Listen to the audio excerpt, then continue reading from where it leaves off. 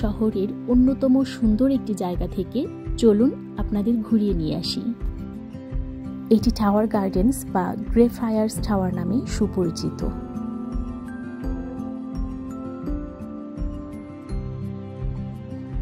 আমি নিশ্চিতভাবে বলতে পারি, পার্কটিতে ঢোকা মাত্রই আপনার মধ্যে অন্যরকম একটা প্রশান্তি কাজ করবে।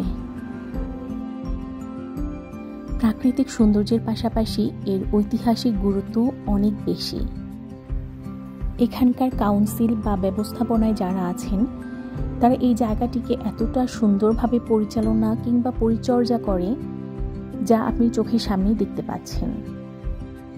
সামনে যেই স্মৃতিসৌধটি দেখতে পাচ্ছেন এটা পার্কের ঠিক মাঝখানে অবস্থিত, যা মূলত কিংস লিন ও আশেপাশের এলাকার সেই সমস্ত সাহসী সৈনিকদের স্মরণে বানানো যারা প্রথম ও দ্বিতীয় বিশ্বযুদ্ধে অংশ নিয়ে আর ঘরে ফিরতে পারেননি। পরম যত্নে ও আদরে অংশগ্রহণকারী দেশ এবং শহীদদের স্মরণে খোদাই করে রাখা হয়েছে তাদের নাম।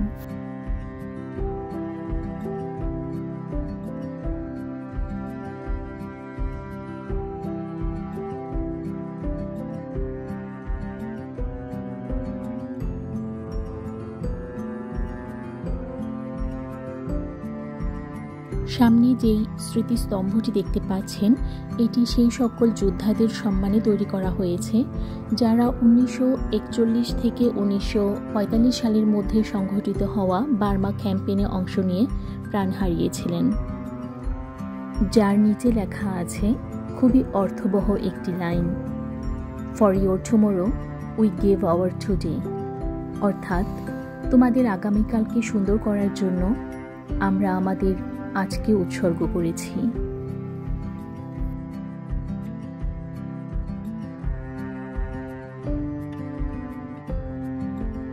আসুন আরেকটু সামনে এগিয়ে যাই এবং আপনাদের সাথে শেয়ার করি এই পার্কের সুন্দর সুন্দর কিছু কর্নার যা সব সময় আমাকে অভিভূত করে।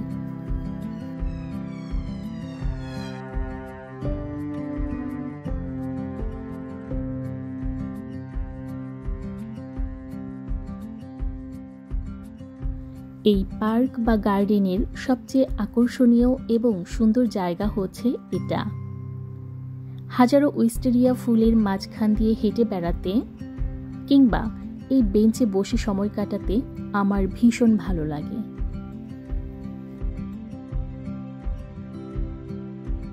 প্রত্যেকটা ঋতুতেই আমি একবার হলেও এই পার্কটিতে এসে ঘুরে যাই এর প্রাকৃতিক সৌন্দর্য উপভোগ করার জন্য।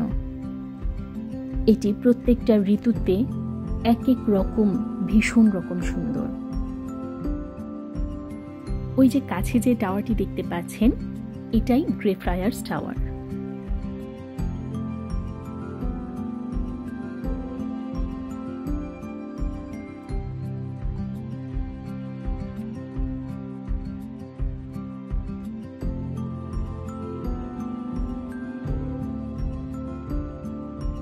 চলুন এবার গ্রেফ্রায়ার্স টাওয়ার সম্বন্ধে কিছু ঐতিহাসিক এবং মজার মজার তথ্য দিই আপনাদের।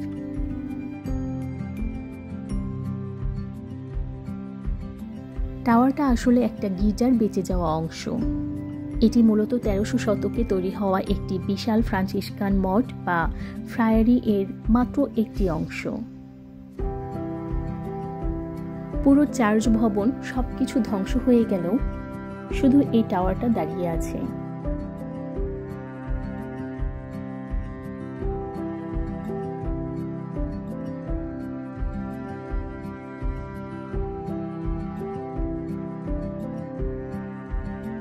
তখনকার সময়ের গির্জাটি দেখতে কেমন ছিল তার একটি ছবি দেয়া আছে এখানে। এটি পূর্ব ইংল্যান্ডের সবচেয়ে উঁচু মেডিয়েভাল টাওয়ারগুলোর একটি, আর এটার অন্যতম বিখ্যাত ল্যান্ডমার্ক হচ্ছে দূর থেকে টাওয়ারটি দেখলেই মানুষ বুঝতে পারে এটা কিংস লিন।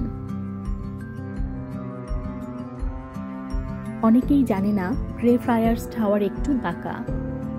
হালকা কাত হয়ে দাঁড়িয়ে থাকার কারণে অনেক পর্যটক একে কিংস লিনের লার্নিং টাওয়ার বলে।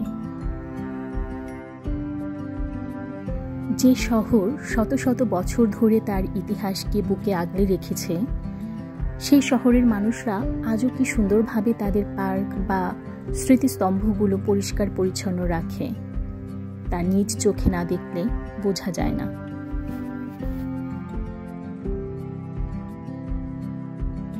আজকের মতো এ পর্যন্তই। আবার দেখা হবে নতুন কোনো ভিডিও নিয়ে। ততক্ষণ সবাই ভালো থাকুন, সুস্থ থাকুন।